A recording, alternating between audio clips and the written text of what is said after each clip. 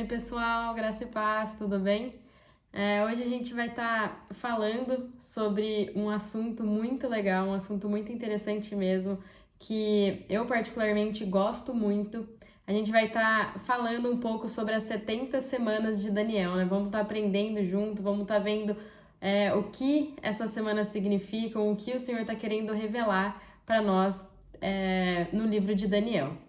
Então, a primeira coisa que a gente precisa compreender é onde estava Daniel e por que ele estava nesse lugar.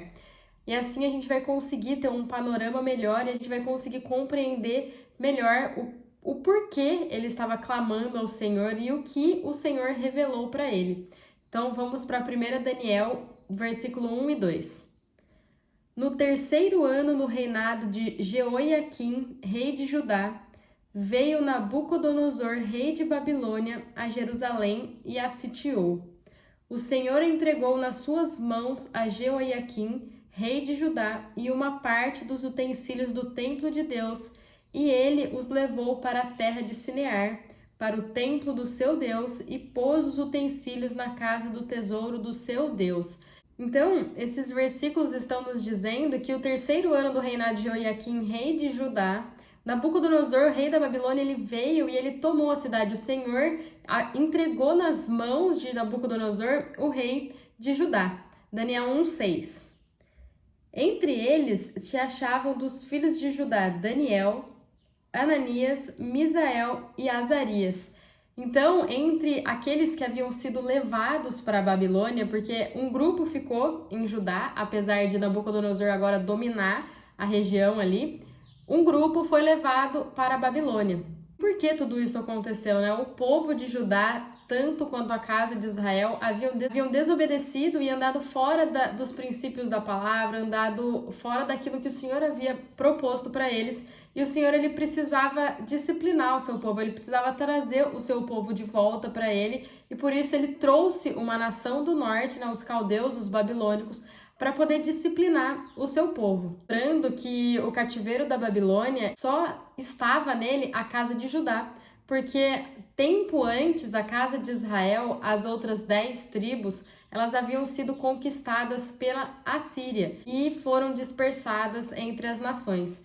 Então a gente sabe que Israel desobedeceu, né, os preceitos do Senhor, e com isso o Senhor precisava discipliná-los. E agora, para a gente ter o real entendimento de tudo isso, aonde está na palavra todas essas coisas que eu estou falando, a gente vai precisar ir para Jeremias. A gente vai ler Jeremias 25, de 1 a 12, e também Jeremias 21, de 1 a 9, para a gente ter o real entendimento, para a gente conseguir compreender exatamente aquilo que o Senhor está nos falando na tua palavra, porque tudo aquilo que está na palavra vai se complementando para que a gente possa entender, para que a gente possa compreender o porquê as coisas foram acontecendo, porque Deus agia de tal maneira ou agia de outra maneira. Amém? Jeremias 25, de 1 a 12. Palavra que veio a Jeremias acerca de todo o povo de Judá, no 4º ano de Jeoiaquim, filho de Josias, rei de Judá, que é o 1º ano de Nabucodonosor, rei de Babilônia, a qual anunciou o profeta Jeremias a todo o povo de Judá e a todos os habitantes de Jerusalém. Durante 23 anos, do 13º ano de Josias, filho de Amon, rei de Judá, até o dia de hoje, tem vindo a mim a palavra do Senhor, e eu a tenho anunciado a vós, madrugando e falando, mas vós não escutastes. E embora vos tenha enviado o Senhor todos os seus servos, profetas, madrugando e enviando, vós não escutastes, nem inclinastes os vossos ouvidos para ouvir. Disseram: convertei-vos agora, cada um do seu mau caminho e da sua maldade, das suas ações, e habitai na terra que o Senhor deu a vós e a vossos pais de século em século. Não andeis após outros deuses para os servirdes e vos inclinardes diante deles. Não me provoqueis a ira com a obra das tuas mãos, para que não vos faça mal. Vós, porém, não me destes ouvidos, diz o Senhor, e me provocastes a ira com a obra das vossas mãos, para o vosso próprio mal. Portanto, assim diz o Senhor dos Exércitos, visto que não escutastes as minhas palavras, convocarei todos os povos do norte, diz o Senhor, como também a Nabucodonosor, rei de Babilônia, meu servo, e os trarei sobre esta terra, sobre os seus moradores e sobre todas estas nações em redor. Eu os destruirei totalmente e os porei por objeto de espanto e de zombaria e ruínas perpétuas. Farei cessar entre eles a voz de folguedo e a voz de alegria, a voz do noivo e a voz da noiva, o som do moinho e a luz do candeeiro. Toda esta terra virá a ser ermo desolado, e estas nações servirão ao rei de Babilônia 70 anos. Quando, porém, se cumprirem os 70 anos, punirei o rei de Babilônia e a sua nação, a terra dos caldeus, castigando a sua iniquidade, diz o Senhor, e farei deles desolações perpétuas. Agora Jeremias 21. Palavra que veio a Jeremias da parte do Senhor, quando o rei Zedequias lhe enviou Passur, filho de Malquias, e Sofonias, filho de Maaseias, o sacerdote, dizendo: Pergunta agora por nós ao Senhor, por que Nabucodonosor, rei de Babilônia, guerreia contra nós? Bem, pode ser que o Senhor opere conosco segundo todas as suas maravilhas e o faça retirar-se de nós. Jeremias, porém, lhes respondeu: Assim direis a Zedequias: Assim diz o Senhor, o Deus de Israel: Virarei contra vós as armas de guerra que estão nas vossas mãos, com que pelejais contra o rei de Babilônia e contra os caldeus que vos têm cercado, fora dos muros, e os ajuntarei no meio desta cidade. Eu mesmo pelejarei contra vós com braço estendido e mão forte, com ira, indignação e grande furor. Ferirei os habitantes desta cidade, tanto os homens como os animais, e de grande pestilência morrerão. Depois disso, disse o Senhor, entregarei Zedequias, rei de Judá, os seus servos, o povo e o que desta cidade restarem, da pestilência, da espada e da fome, nas mãos de Nabucodonosor, rei de Babilônia, nas mãos dos seus inimigos e na mão dos que buscam a sua vida. Ele os ferirá ao fio da espada, não os poupará, não se compadecerá, nem terá misericórdia. A este povo dirás: Assim diz o Senhor: Ponho diante de vós o caminho da vida e o caminho da morte. O que ficar nesta cidade há de morrer à espada ou à fome ou de peste.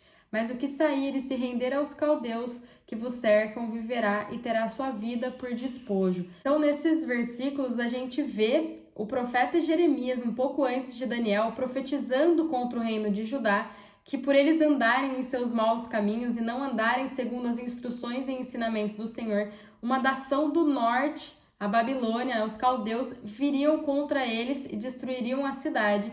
E todo esse processo, de cativeiro duraria 70 anos. Bom, agora vamos para 2 Crônicas, capítulo 36, versículo 15 a 21. O Senhor Deus de seus pais enviou-lhes a sua palavra sem cessar, por meio dos seus mensageiros, porque se compadeceu de seu povo e da sua habitação.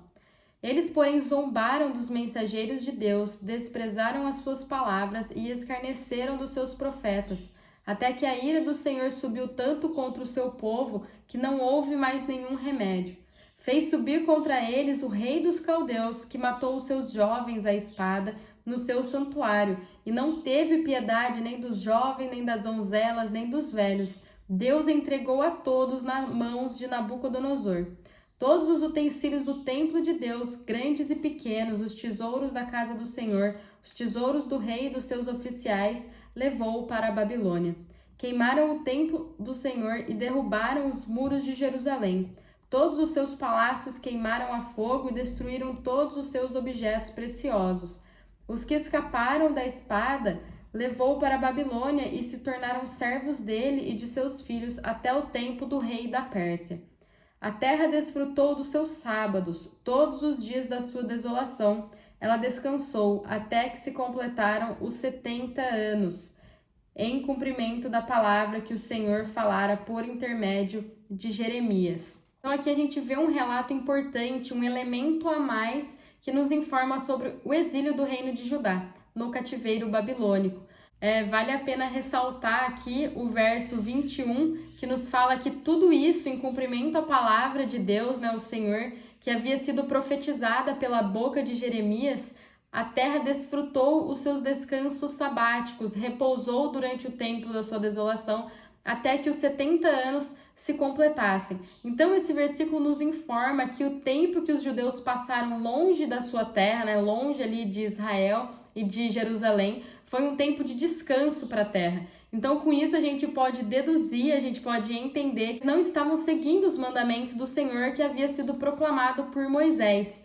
Se a gente for lá em Levítico 25, do versículo 1 a 5, vai nos dizer que durante 6 anos eles poderiam semear a terra, mas no 7º ano eles deveriam dar a ela um descanso, confiando na palavra do Senhor que durante este período a terra nutriria e supriria a necessidade de todos os seus moradores. Mas a Bíblia nos mostra que eles desrespeitaram essa ordenança e então o juízo do Senhor veio sobre eles. A gente não pode esquecer, Deus, ele é amor, ele ama os seus filhos, ele ama aqueles que o servem, mas ele também é justo e ele não permite que as pessoas colham aquilo que elas não plantaram. Amém? Bom, antes da gente ir lá para Daniel, capítulo 9, vamos para Jeremias novamente, capítulo 29, do versículo 10 ao 14. Assim diz o Senhor, certamente que passados 70 anos em Babilônia, atentarei para vós e cumprirei sobre vós a minha boa palavra, tornando-vos a trazer a este lugar. Pois eu sei os planos que tenho por vós, diz o Senhor, planos de paz e não de mal, para vos dar uma esperança e um futuro. Então me invocareis e ireis e orareis a mim, e eu vos ouvirei. Vós me buscareis e me achareis quando me buscardes de todo o vosso coração. Serei achado de vós, diz o Senhor, e farei voltar os vossos cativos. Eu vos congregarei de todas as nações, de todos os lugares, para onde vos lancei, diz o Senhor, e tornarei a trazer-vos ao lugar de onde vos transportei. Então, com isso, né, com essa palavra que de esperança do Senhor em Jeremias, ele já falava que o povo ia ficar 70 anos no cativeiro, mas que ele traria de volta, né? Ele restauraria todo o povo de Israel ali na sua terra. Então, é nesse contexto que Daniel está inserido. Ele foi levado cativo para a Babilônia porque o povo estava desrespeitando as leis e os mandamentos do Senhor, não estavam se atentando. O Senhor havia mandado profetas, havia mandado mensageiros, mas o povo só zombava e ainda praticava o mal com suas próprias mãos. Então chegou o momento que o Senhor precisou intervir, né? Trazer o rei da Babilônia, trazer Nabucodonosor, para trazer juízo, né, para disciplinar todo o seu povo. Mas, passados 70 anos, o Senhor restauraria novamente o seu povo na sua terra.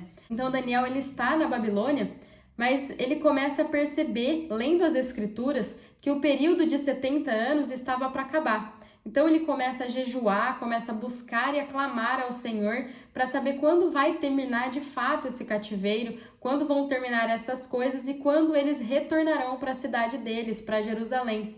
Mas Deus mostra para Daniel algo muito além daquilo que ele está pedindo e clamando. Então, ao invés de mostrar a restauração do cativeiro físico da Babilônia, o Senhor revela a restauração eterna do povo dele, do povo de Israel. Então vamos para a leitura de Daniel, capítulo 9, do versículo 1 a 19.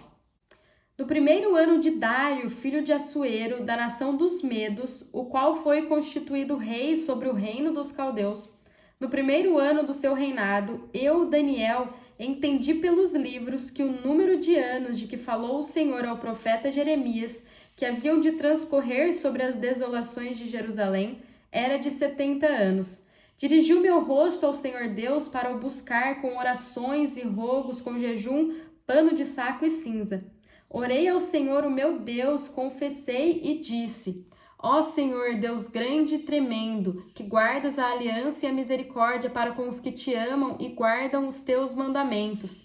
Pecamos e cometemos iniquidade, procedemos impiamente e fomos rebeldes. Apartamo-nos dos teus mandamentos e dos teus juízos, e não demos ouvidos aos teus servos, os profetas, que em teu nome falaram aos nossos reis, nossos príncipes e nossos pais, como também a todo o povo da terra. A ti, ó Senhor, pertencem a justiça, mas a nós a confusão de rosto, como se vê neste dia.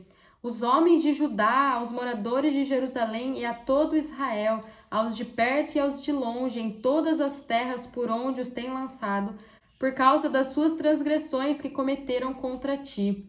Ó Senhor, a nós pertence a confusão de rosto, aos nossos reis, aos nossos príncipes e aos nossos pais, porque pecamos contra ti.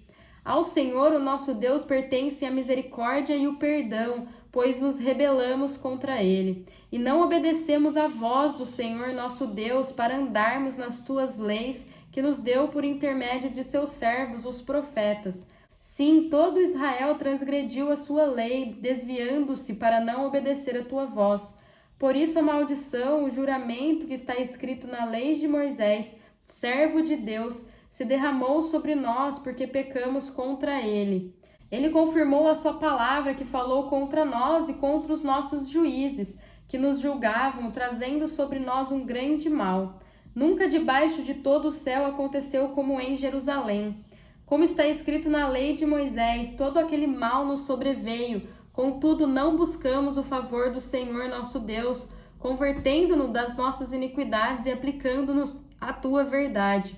Por isso o Senhor vigiou sobre o mal e o trouxe sobre nós, porque justo é o Senhor, o nosso Deus, em todas as obras que faz. Contudo, não obedecemos a sua voz. Na verdade, ó Senhor, nosso Deus, que tiraste o teu povo da terra do Egito com mão poderosa e ganhastes para ti nome, como se vê neste dia. Pecamos e procedemos impiamente. Ó Senhor, segundo todas as tuas justiças, apartem-se a tua ira e o teu furor da tua cidade de Jerusalém, do teu santo monte, porque por causa dos nossos pecados e por causa das iniquidades de nossos pais, tornou-se Jerusalém e o teu povo um objeto de zombaria para todos os que estão em redor de nós. Agora, ó Deus nosso, ouve a oração do teu servo e as suas súplicas, e sobre o teu santuário desolado faça resplandecer o teu rosto por amor do Senhor.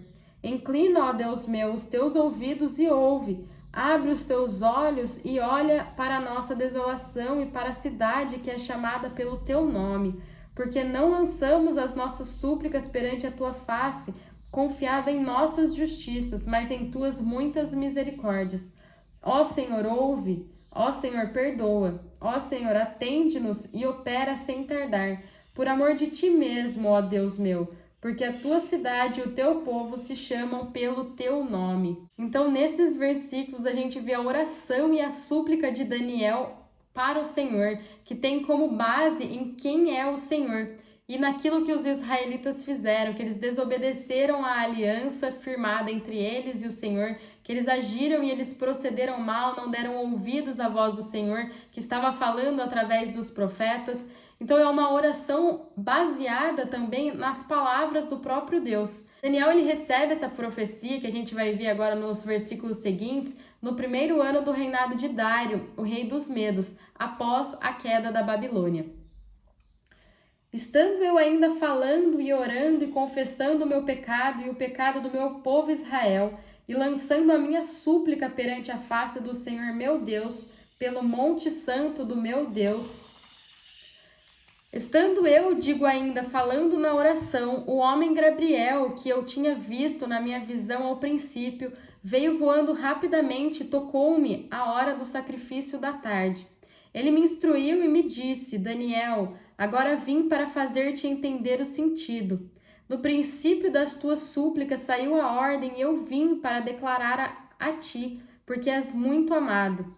Portanto, considera a mensagem e entende a visão. 70 semanas de anos estão determinadas sobre o teu povo e sobre a tua santa cidade, para fazer cessar a transgressão, dar fim aos pecados, expiar a iniquidade e trazer a justiça eterna, para selar a visão e a profecia e para ungir o santo dos santos. Sabe e entende, desde a saída da ordem para restaurar e edificar Jerusalém, até o ungido, o príncipe, 7 semanas, e 72 semanas. As praças e os muros se reedificarão, mas em tempos angustiosos. Depois das 72 semanas será cortado o ungido e não será mais. E o povo do príncipe que há de vir destruirá a cidade e o santuário. O seu fim será como uma inundação. Até o fim haverá guerra e estão determinadas desolações. Ele firmará uma aliança com muitos por uma semana, mas na metade da semana fará cessar o sacrifício e a oferta de cereais. E sobre a asa das abominações virá o assolador, até a destruição determinada, a qual será derramada sobre o assolador. Bom, gente, antes da gente nos aprofundar nessa profecia, tem algumas coisas importantes que a gente precisa considerar aqui referente ao versículo 24. Número 1. A quem se refere as 70 semanas? Então, essas semanas, elas têm a ver com o povo de Israel e a cidade de Jerusalém, não tem nada a ver com a igreja. Em Daniel 9:24, o anjo Gabriel, ele fala exatamente isso. Estão determinadas sobre o teu povo e sobre a tua santa cidade. Então, quem é o povo de Daniel, né? Os judeus, é o povo de Israel. E qual é a cidade santa dele? Jerusalém, tá? Então a gente precisa firmar muito isso na nossa mente. Estas semanas são semanas de anos, ou seja, uma semana são 7 anos, né? Uma semana tem 7 dias, então são 7 anos. Então, se essa profecia é de 70 semanas de anos, ela está se referindo a 490 anos. Então, em 490 anos, Deus tinha 6 objetivos, que nos fala aqui ainda no versículo 24. Fazer cessar a transgressão, para dar fim aos pecados, para expiar a iniquidade, para trazer a justiça eterna, para selar a visão e a profecia e para ungir o santo dos santos. Então, os primeiros 3 objetivos é relacionado ao pecado do homem, e isso já aconteceu na primeira vinda de Jesus. Ele, através do seu sacrifício, da sua morte de cruz, traz o perdão do pecado, e todo aquele que confessar Jesus como Senhor e Salvador nasce de novo. O espírito é recriado, se torna uma nova criatura e as coisas velhas passaram. E apesar de merecermos a morte que o pecado nos traz, não há mais condenação para nós, aqueles que estamos em Cristo Jesus. Porque ele foi julgado e morto em nosso lugar. Então ele morreu a nossa morte para que a gente pudesse viver a vida que está nele. Mas Israel não conseguiu perceber isso, né? O seu entendimento foi escurecido até que atingisse a plenitude dos gentios. Então, no final das 70 semanas, na segunda vinda de Jesus, eles irão se arrepender e confessar Jesus como Messias. E os 3 últimos objetivos estão relacionados à justiça de Deus. Então, tudo isso aqui que o Senhor revelou para Daniel fala de coisas nos nossos tempos que ainda não aconteceram. Também está falando do reino milenar, do reino de Jesus, onde ele governará a terra e colocará todas as coisas no seu devido lugar. Então, Daniel, ele clama ao Senhor porque ele queria saber o que iria acontecer a partir daquele período, porque ele, lendo as Escrituras, ele viu que os 70 anos que havia profetizado o Jeremias estava se acabando, mas o Senhor revela além daquilo que ele estava clamando. Ele revela quando eles voltariam e seriam reestruturados em Jerusalém, mas ele também mostra o período que o Senhor levaria para trazer a justiça e a restauração eterna do povo de Daniel. Então, em 490 anos, tudo estaria cumprido. Mas vamos prosseguir para a gente conseguir compreender melhor aquilo que a palavra de Deus está nos dizendo. Versículo 25 diz assim: sabe e entende, desde a saída da ordem para restaurar e para edificar Jerusalém, até o ungido, o príncipe, 7 semanas e 72 semanas. As praças e os muros se reedificarão, mas em tempos angustiosos. Então, esse relógio das 70 semanas, eles deveria começar a funcionar quando fosse dada a ordem para sair e reedificar em Jerusalém. Então, aqui a gente não vai nos firmar muito em datas, mas vamos nos atentar realmente àquilo que a profecia está nos dizendo acerca das coisas que deveriam acontecer. 7 semanas de anos, 49 anos, foi o tempo que levou o processo de retorno da casa de Judá, os judeus, para Israel, desde a reconstrução dos muros da cidade até a volta completa do seu povo, até a total reconstrução para ela ser habitada. O verso 25 aqui nos diz que as praças e os muros seriam reedificados, mas em tempos angustiosos. E a gente vê isso acontecer no período de Neemias. Bom, depois de todo esse período de 49 anos, essas 7 semanas, até a vinda do Messias, até a vinda do ungido, seriam mais 62 semanas de anos, 454 anos. Eu andei dando uma pesquisada aqui e estudiosos eles afirmam que esses 483 anos, que seriam as 62 semanas mais as 7 semanas, eles tiveram seu fim, né? Eles tiveram seu cumprimento no domingo de Ramos, quando Jesus ele entrou em Jerusalém, né, montado num jumento, e todos estavam aclamando e gritando: bendito aquele que vem em nome do Senhor, né? Baruch Rabá Beshem Adonai. Uns dias antes da Páscoa, onde o Cordeiro de Deus seria entregue em sacrifício, crucificado e morto. Assim como nos é dito em Daniel 9, versículo 26, a parte A. Depois desse período de 62 semanas, de 7, o ungido será morto e nada dele restará. Na continuação do verso 26, diz que o povo do príncipe que há de vir destruirá a cidade e o templo, e o seu fim será como uma inundação, e até o fim haverá guerras. Isso aconteceu, essa destruição da cidade e do templo, no ano 70 depois de Cristo, quando o general Tito e todo o exército de Roma eles se levantaram e destruíram Jerusalém e o templo. Que a gente pode ver claramente que a gente já falou de 69 semanas que já se cumpriram das 70 semanas de Daniel. Então, está faltando apenas uma semana e no versículo 27 a gente vê essa última semana mencionada. Ele firmará uma aliança com muitos por uma semana de ano, mas na metade da semana para acessar o sacrifício e a oferta de cereais, e sobre a asa das abominações virá o assolador, até a destruição determinada, a qual será derramada sobre o assolador. Então, aqui está falando que o príncipe que há de vir, ele confirmará, né? Ele firmará uma aliança com muitos por uma semana. Então, por 7 anos, ele vai firmar uma aliança com muitos. Mas aqui fala que na metade dessa semana, ou seja, 3 anos e meio, ele vai quebrar essa aliança, vai profanar o templo e sobre as asas das abominações virá o assolador até a sua destruição completa, até quando Jesus ele vai vir e vai destruir tudo.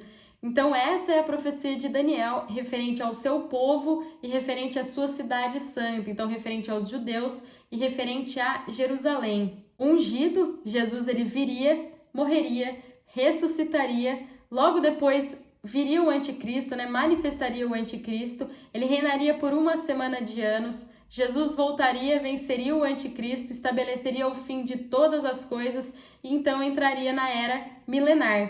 Mas a gente vê que todas essas coisas não aconteceram, porque se tivessem acontecido, todos nós, os gentios, a gente estaria fora, porque essas 70 semanas elas estão reservadas para Israel, para o povo de Daniel e a sua cidade santa. Então, algo precisou acontecer, né? O cronômetro dessas 70 semanas de Daniel, esses últimos 7 anos, eles precisavam esperar até que a plenitude dos gentios fosse alcançada, até que todas as nações da terra fossem benditas descendente de Abraão. Então, quando o ungido, o Messias, chega e entra em Jerusalém no domingo de Ramos, era para Israel ter reconhecido ele como o Rei dos Reis, como o Senhor dos Senhores, mas a mente deles foi escurecida e eles não puderam ver e nem entender aquilo que estava acontecendo, para que abrisse uma oportunidade para nós, os gentios. Então, é claro, é óbvio que tudo isso estava debaixo do propósito eterno de Deus. Afinal, a sua promessa para Abraão era que todas as famílias da terra fossem abençoadas, tanto os filhos da carne quanto os filhos espirituais, através de Cristo Jesus. Então, esse plano eterno da salvação, ele precisaria continuar. Ele não estava fechado somente para o grupo de Israel, é para alcançar a todos. Então, vamos ler aqui em Romanos 11, do versículo 1 a 12. Digo, pois, rejeitou Deus o seu povo? De modo nenhum. Também eu sou israelita da descendência de Abraão, da tribo de Benjamim. Deus não rejeitou o seu povo que antes conheceu. Ou não sabeis o que a Escritura diz de Elias, como clamou a Deus contra Israel? Senhor, mataram os teus profetas, derrubaram os teus altares, mas eu só sobrei, e buscam tirar minha vida. Qual foi, porém, a resposta divina? Reservei para mim 7.000 homens que não dobraram os joelhos diante de Baal. Assim, pois, também agora, neste tempo, ficou um remanescente, segundo a eleição da graça. Porém, é pela graça, já não é pelas obras. De outra maneira, a graça já não é graça. Que diremos, pois? O que Israel buscava não o alcançou, mas os eleitos o alcançaram e os outros foram endurecidos. Como está escrito: Deus lhes deu espírito de entorpecimento, olhos para não ver e ouvidos para não ouvir, até o dia de hoje. E diz Davi: torne-se a mesa deles em laço e armadilha, em tropeço e retribuição. Escureçam-se os olhos deles para que não possam ver, e encurvem-se continuamente as suas costas. Digo, pois, tropeçaram para que caíssem? De modo nenhum, mas pela sua queda veio a salvação aos gentios para provocar ciúme neles.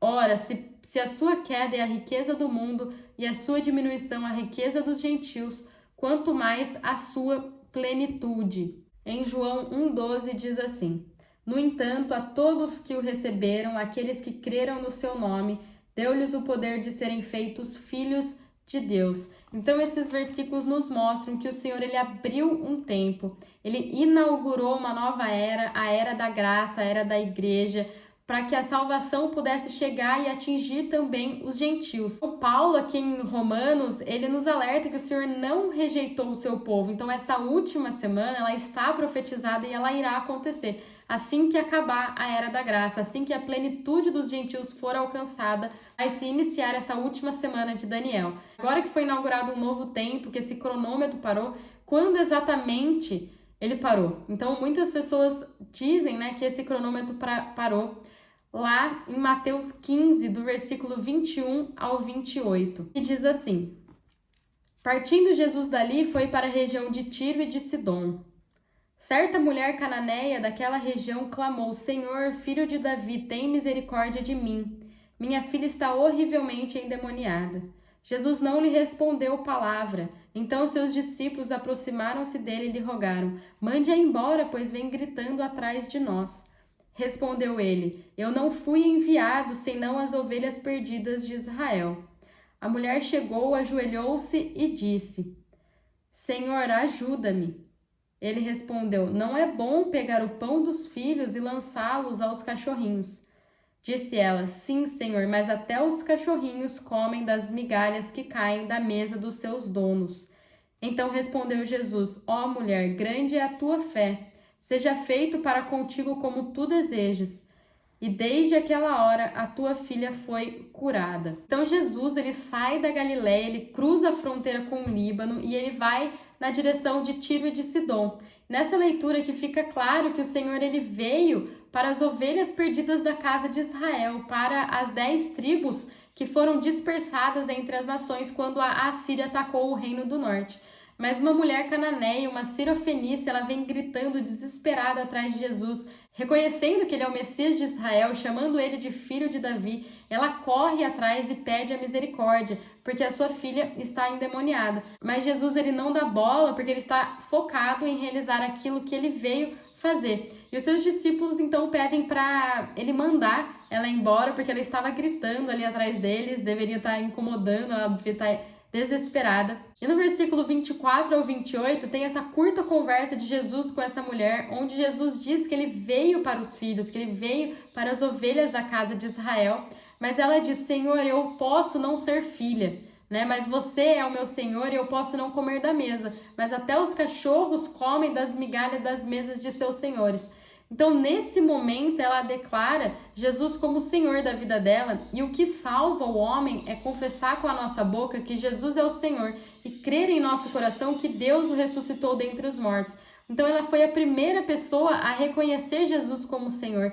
Então, nesse momento, abre uma porta. Apesar daquele tempo Jesus não poder resgatar ninguém, porque ele ainda não havia morrido e nem ressuscitado, mas um sinal profético já é mandado nas regiões celestiais.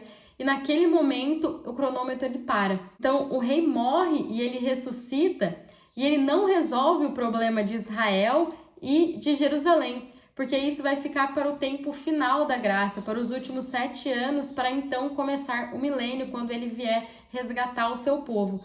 A gente está nesse intervalo entre as 69 e as 70 semanas, essa era da graça, onde foi separada desde a eternidade para que a igreja nascesse, para que os gentios fossem inseridos na oliveira e recebessem também a herança, recebessem também a vida eterna. E quando acaba esse período da graça, essa última semana de Daniel, os últimos 7 anos começa com o rapto da igreja vencedora, com a volta invisível de Jesus, onde ele nos diz que ele virá como um ladrão resgatar aquilo que ele tem de mais precioso aqui na terra. E infelizmente não é a igreja inteira, mas sim uma parcela da igreja, uma pequena parte que amadureceu. Lá em Apocalipse 12 nos diz claramente sobre isso, que a mulher, a igreja, ela está para dar à luz a um filho varão. E o dragão que está diante da mulher, ele não quer mulher, mas ele está de olho nesse filho. Lá em Mateus 24, do versículo 37 a 39, diz assim: Quando o Filho do Homem voltar, será como no tempo de Noé. Nos dias antes do dilúvio, o povo seguia sua rotina de banquete, festas e casamentos, até o dia que Noé entrou na arca. Não perceberam o que estava para acontecer até o dia que veio o dilúvio e levou a todos. Assim será na vinda do Filho do Homem. Mas como que foi nesses dias de Noé, né? Todo mundo estava focado nas festas, nos casamentos, nos banquetes, mas tem um aspecto muito importante que muitas vezes a gente deixa passar. Vamos voltar ali para Gênesis, capítulo 7, do versículo 1 ao 4. O Senhor disse a Moisés: Entra na arca com toda a sua família, pois vejo que de todas as pessoas na terra apenas você é justo. Leva com você 7 casais, macho e fêmea de cada espécie de animal puro, e um casal macho e fêmea de cada espécie de animal impuro, para garantir que todas as espécies sobreviverão na terra depois do dilúvio. Daqui 7 dias farei chover sobre a terra. Choverá por 40 dias e 40 noites, até que eu tenha eliminado da terra todos os seres vivos que criei. Então, olha como foi no dia de Noé, né? O Senhor falou para ele entrar dentro da arca com a sua família, e depois de 7 dias que o Senhor mandou o dilúvio, que ele mandou o juízo sobre a terra. E será exatamente assim, ninguém sabe nem o dia, nem a hora que isso acontecerá, mas quando os vencedores forem raptados, quando se fechar a porta da arca, né? Quando se encerrar o tempo da graça, iniciará esse último 7 anos, e então virá o fim e o julgamento. E o Senhor explica o fim das coisas no começo. Então, se a gente quer entender o fim, a gente deve ler Gênesis. Então, entendido sobre isso, vamos voltar ali para os versículos 26 e 27 para a gente completar aqui o nosso estudo das 70 semanas. Eles falam dessa última semana, dos últimos 7 anos antes do reino do Messias. Então é uma semana que ainda não aconteceu. É o período aqui da tribulação e da grande tribulação, onde o anticristo vai reinar aqui na terra, né? O último reinado gentil na terra antes do reino do Senhor. Então até Jesus em Mateus 24:15, ele fala sobre isso. Chegará o dia em que vocês verão aquilo que o profeta Daniel falou, a terrível profanação que será colocada no lugar santo. Então aqui Jesus está falando de um futuro onde a profanação da qual o profeta Daniel falou vai ser colocada no lugar santo, ou seja, no templo. Então, o terceiro templo que vai ser reconstruído em Israel. No final do verso 26, a profecia nos fala sobre um príncipe que há de vir, e este príncipe irá firmar uma aliança com alguns. Este príncipe é o anticristo, então ele não é contra Cristo, ele quer se fazer de Cristo, ele quer que as pessoas achem que ele é o Messias. Então ele vai precisar desconstruir toda essa ideia do Cristo histórico, para que todos possam ver que ele é o Cristo. E os judeus que permanecerem aqui, eles vão ser enganados, porque a base da nossa fé cristã é que Jesus ele já veio, ele morreu e ele ressuscitou. Então nós não estamos esperando um Messias aqui da terra, nós estamos esperando o Messias que vai vir dos céus. Mas quem espera esse Messias que vai vir aqui na terra são os judeus. Então eles vão achar que o anticristo é o Messias, que eles estão aguardando, esse homem da iniquidade, que ele vai se levantar trazendo paz sobre o Oriente, ali naquela guerra entre Israel e todos os países árabes ali do lado. Ele vai firmar uma aliança com os judeus, uma aliança política, certamente. Mas ele vai quebrar esse pacto na metade do tempo, na metade da última semana, 3 anos e meio, que ele vai ordenar o fim do sacrifício e o fim das ofertas. Afinal, o templo vai ser reconstruído, então todos os sacrifícios, tudo aquilo que eles faziam antes, que os judeus faziam antes, eles vão continuar. Então, eles vão entregar todos os sacrifícios ali naquele templo e o anticristo ele vai acabar com isso. E aí, nesse momento, eles vão entender, os seus olhos vão se abrir, eles verão que é a abominação da desolação. E eles não vão querer se curvar e nem adorar o anticristo. Então, nessa metade da última semana, acontecerá uma terrível perseguição contra o povo de Deus, porque Satanás ele vai vir com ódio, porque ele sabe que o seu tempo está acabando e que ele já está derrotado. Então, essa última semana será uma semana de muita aflição e de angústia para todos aqueles que estiverem aqui na terra. Lá em Mateus 24, do versículo 29 a 30, diz assim: imediatamente após o tormento daqueles dias, o sol escurecerá e a lua não dará a sua luz, e as estrelas cairão do céu, e os poderes celestes serão estremecidos.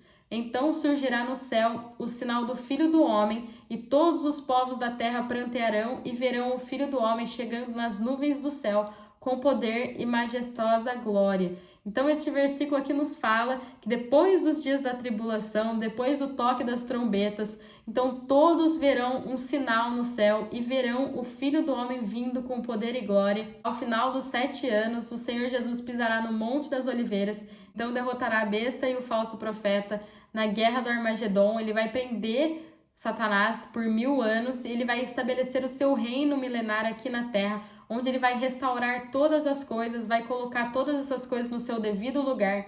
E depois de 1000 anos, Satanás será solto, ele vai seduzir as nações que continuarem aqui na terra, para se levantarem contra Cristo. Então, na guerra de Gog e Magog, o Senhor vai derrotar de uma vez por todas Satanás e vai lançar ele e todo o inferno no lago que arde com fogo e enxofre.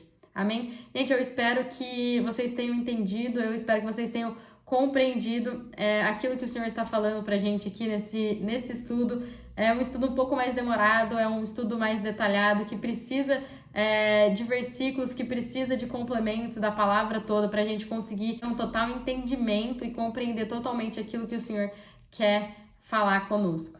Amém? Então, fiquem com Deus e até o próximo vídeo.